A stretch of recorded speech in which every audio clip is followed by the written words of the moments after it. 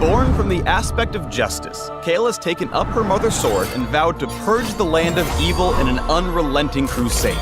She increases in power over the course of a game, sending wave after wave of fiery celestial fury to serve the unjust their final judgment. The righteous shall prevail.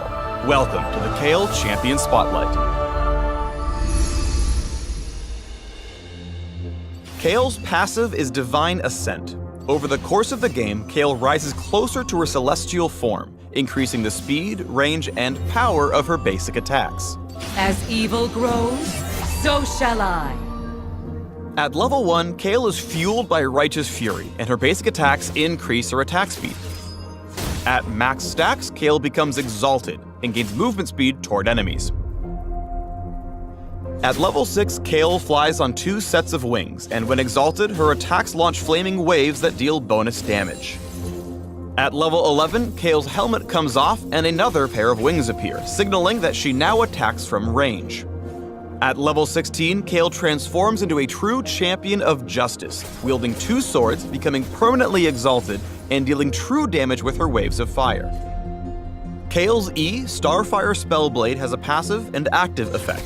Passively, her basic attacks deal bonus magic damage. When activated, Kayle's next basic attack becomes ranged and deals a portion of the target's missing health as bonus damage.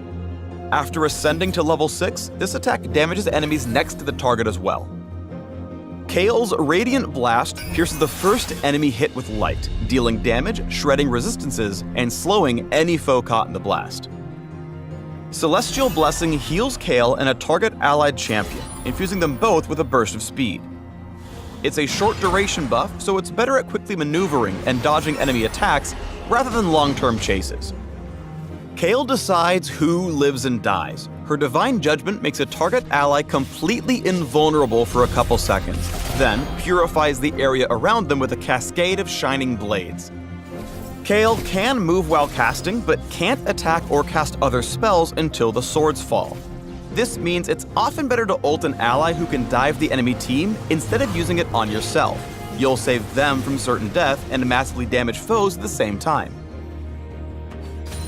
In order for Kayle to truly mete out justice, she must ascend to her final form as quickly as possible. However, her weak early game can be hell, so you'll need to play safe to avoid becoming superfood. Rely on Radiant Blast and Starfire Spellblade to farm from range. If you stray too close, or try to wing it in a fight, you'll be butchered where you stand. Calling on allies for aid can spare you the worst of your rough early game. Use Divine Judgment for a clutch intervention, then turn the fight in your favor and get the kill. The Righteous really shines once she reaches level 11 and starts to outscale enemies. Tower dives are no trouble thanks to Divine Judgment, and your rapid-fire attacks will melt enemies easily. Exaltations all around. Once Kayle's apotheosis is complete, take your crusade across the map for the final victory. Lead your own team into the fray, protecting critical allies while condemning your enemies to a swift execution. You'll win the teamfight just as you planned. If you want a glorious paladin who eventually becomes a godlike agent of punishment, rise with Kayle and serve them justice. For more info on the Righteous and her fallen sister, soar to the links below. And remember kids, Kayle is good for you. Spinach is better.